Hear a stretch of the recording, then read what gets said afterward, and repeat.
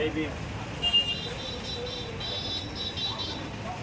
ప్రియమైన ప్రజలారా, అక్కలారా, అన్నలారా, చెల్లెలారా, BJP, Congress, TRS ఈ మూడు పార్టీలు మన ప్రజలకు ఎంతగానో సుపరిచితమైన పార్టీలు. దేశానికి స్వతంత్రం వచ్చిన దగ్గర నుంచి ప్రతి ఎన్నికలలో అనేక రకాల వాగ్దానాలు చేసి ముందుకొచ్చినటువంటి పార్టీలు ఎప్పుడూ వస్తూనే ఉంటాయి. ప్రతిసారి కొత్త కొత్త వాగ్దానాలు చేసుకుంటూ ఉంటాయి. కానీ 75 సంవత్సరాలుగా మన జీవితాలు మార్చలేనటువంటి చాతగాని పార్టీలు ఈ మూడు పార్టీలు కూడా ఒకరికంటే ఒకరితో ఒకరు పోటీపడి దోపిడీ చేసేవాళ్ళు, ప్రజల పక్షాన నిలబడి పనిచేసేవాళ్ళు. కానీ ఈ పార్టీల తరఫున గెలిచినటువంటి ఎమ్మెల్యేలు కావచ్చు, ఎంపీలు కావచ్చు, వీళ్ళందరూ కట్టేసిన పశువులాగా అక్కడికక్కడ తిరగడం తప్ప, వాళ్ళ కోసం వాళ్ళు బ్రతకడం తప్ప, ఇంకా మరి తమను ఓటేసి ఎంపిక చేసినటువంటి ప్రజలకు ఏ రకమైనటువంటి సేవలు అందించడంలో విఫలమైనటువంటి చాతగాని దద్దమ్మలు. ఎందుకు వీళ్ళను అనాల్సి వస్తుందంటే, మన సమాజంలో ఉండి మన ప్రజల ఓట్లేసుకొని మనకేదో చేస్తామని చెప్పి కింది కులాల వాళ్ళందరినీ మోసం చేసి కింది కులాల ఓట్లతోటి అధికారంలోకి వచ్చిన తర్వాత, ఎన్నికలలో గెలిచిన తర్వాత ఈ దొరల కాళ్ళ కాడబడి దొరలు చెప్పు చేతులలో నడుచుకుంటూ రేపు మళ్ళీ మాకెక్కడ టికెట్ ఇయ్యరు అన్న భయంతో మన ప్రజలను నిర్లక్ష్యం చేస్తూ వచ్చినటువంటి నాయకులే తప్ప ఎవరు కాదు. వీళ్ళందరూ కూడా దొరల పాలేరు. ఈ దొరల పాలేర్లను గెలిపించడం వల్ల మనకేమాత్రం ప్రయోజనం ఉండదు. ఎందుకనంటే ఆ పార్టీలన్నీ దొరల పార్టీలు. 75 సంవత్సరాలుగా ప్రతి ఎన్నికలలో మనం మోసం చేస్తూ, మనకు మోసపూరితమైన వాగ్దానాలు చేస్తూ వచ్చినటువంటి పార్టీ.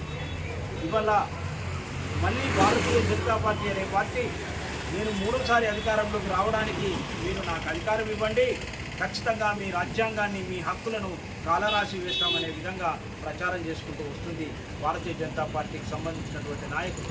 3వసారి అధికారం ఇస్తాం, 2 సార్లు అధికారం ఇస్తే భారతీయ జనతా పార్టీ దేశంలో ఏం చేసింది అంటే ప్రజాస్వామ్యాన్ని కూని చేసింది.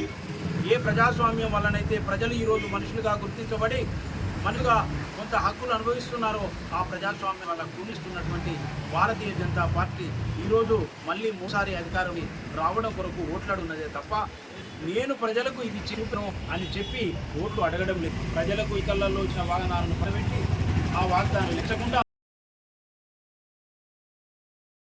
వాగ్దానాలు నెరవేర్చలేదు భారతీయ జనతా పార్టీ. ఒక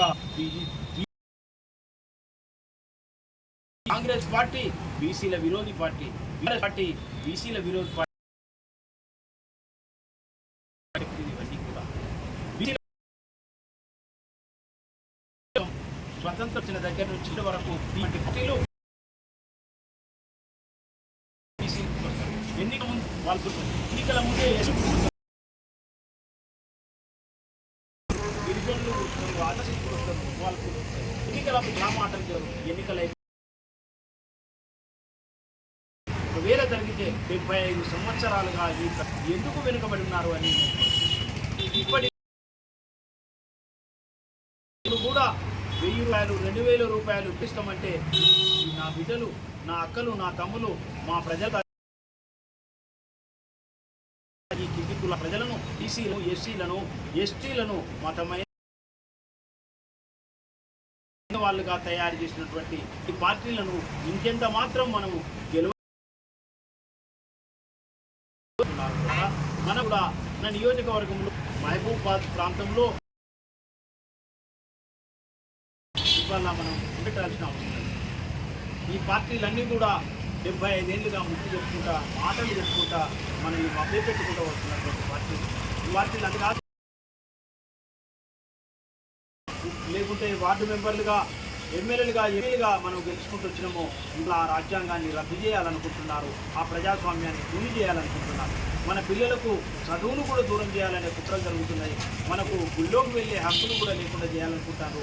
ప్రజాస్వామ్యం రాకముందు ఈ దేశంలో ఉన్న ప్రజలందరూ కూడా ఎవరికి ఎవరు సమానంగా